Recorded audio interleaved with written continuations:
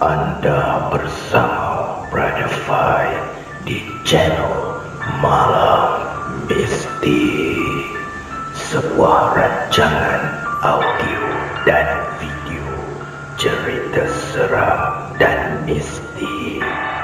Semoga anda semua terhibur.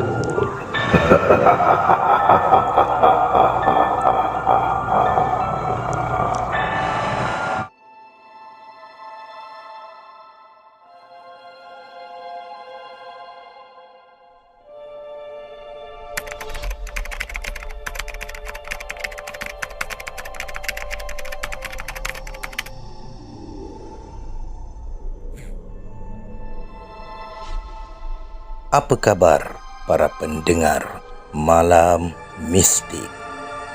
Pada malam ini, Brother Fai akan kongsikan kepada anda kisah yang datangnya daripada Zizi Deha Azizi. Kisah yang bertajuk Suara Misteri.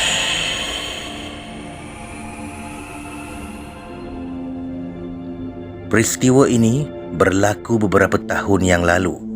Kejadian berlaku pada hari Jumaat. Pada hari itu, aku terpaksa pulang lambat dari pejabat kerana perlu menyiapkan beberapa dokumen penting. Aku mahu memastikan dokumen itu tersedia pada hari Isnin untuk ditandatangani oleh ketua jabatan. Pada ketika itu, cuma aku seorang saja di departmen itu. Departmenku bersebelahan dengan departmen projek. Kami berkongsi pintu masuk yang sama. Ketika itu, jam menunjukkan pukul 8 malam. Kebiasaan, kaki tangan departmen projek akan balik lewat jika ada projek yang masuk atau mereka perlu menyediakan dokumen tender untuk mendapatkan projek baru. Akan tetapi, pada hari itu, mereka semua balik awal kerana ada outing atau acara di luar bersama ketua jabatan. Lazimnya, mereka akan ke pusat karaoke atau makan malam bersama setelah beberapa minggu berhempas pulas. Suasana sunyi menyelubungi, memandangkan hanya aku yang masih setia di departmenku. Aku senang suasana begitu. Tiada gangguan. Kerja berjalan lancar. Panggilan telefon masuk juga tiada, memandangkan waktu pejabat telah berakhir. Bunyi menaip berselang-seli dengan bunyi mesin fotostat. Kedengaran mesin fotostat berbunyi dengan kuat dan laju seperti sedang membuat salinan dengan banyaknya di departmen sebelah. Aku beranggapan mungkin masih ada staf mereka yang belum balik. Bunyi-bunyian di departmen projek sekejap bising, sekejap senyap. Tak lama, dengar bunyi macam main stapler pula. Kami dipisahkan oleh bilik mesyuarat. Jadi, aku tidak nampak keadaan di departmen projek. Aku teruskan kerja sehingga siap. Aku mengambil keperluanku untuk pulang. Aku menuju ke departmen projek untuk memaklumkan aku sudah mahu pulang, di samping mahu meminta kaki tangan tersebut memadam lampu di laluan kecil yang menyambungkan departmenku dan lobi. Biasanya, orang terakhir akan memadamkan lampu tersebut sebelum keluar dari pejabat. Senyap. Dah balik ke semua ni? Siapa ada lagi? Aku bertanya separuh menjerit sambil melangkah ke arah departmen projek. Encik Adam ke? Sebabnya, biasanya Encik Adam selalu balik lambat. Kadang-kadang selepas menjemput anak-anaknya pulang dari sekolah atau rumah pengasuh, dia akan datang semula ke pejabat jika ada kerja yang perlu diselesaikan. Encik Adam ni memang committed orangnya. Tiada jawapan. Bila sampai di bahagian yang seakan-akan pintu masuk ke department projek, aku lihat keadaan gelap gelita. Tiba-tiba terdengar bunyi printer yang jenis lama, macam printer dot matrix bunyinya. Aku tertanya-tanya, takkanlah buat kerja dalam gelap? Kemudian senyap semula.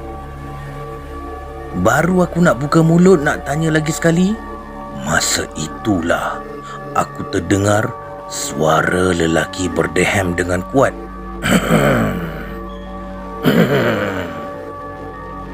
Macam nak tertanggal rasa jantung aku. Ya Allah, kaki pun rasa lembik macam baru lepas panjat bukit. Hampir aku terjatuh ke belakang dek kerana terkejut. Nasib baik hari tu tak pakai high heel.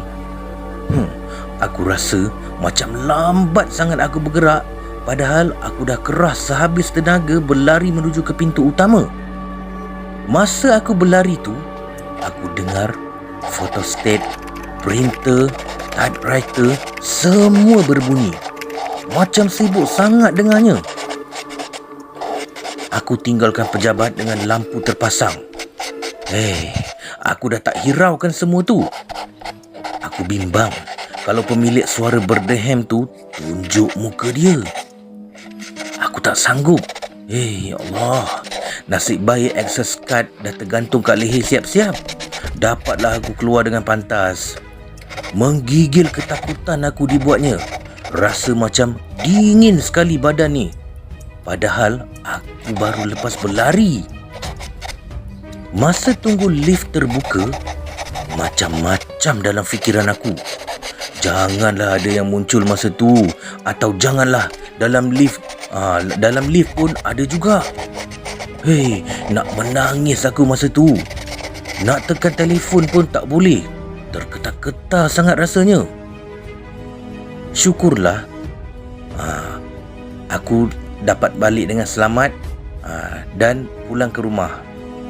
Esoknya, aku minta kawan-kawan aku temankan aku ke pejabat dan buat apa yang patut. Kami minta pengawal keselamatan temankan kami dengan alasan takut. Sebab sunyi. Sebenarnya, pejabat kami tidak ada pun printer dot matrix dan mesin type yang bising tu. Aku masih belum dapat jawapan bunyi berdehem tu apa sebenarnya.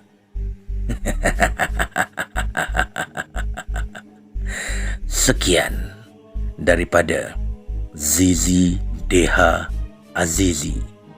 Terima kasih Brother Fai. Terima kasih kepada anda yang mendengar kisah ini.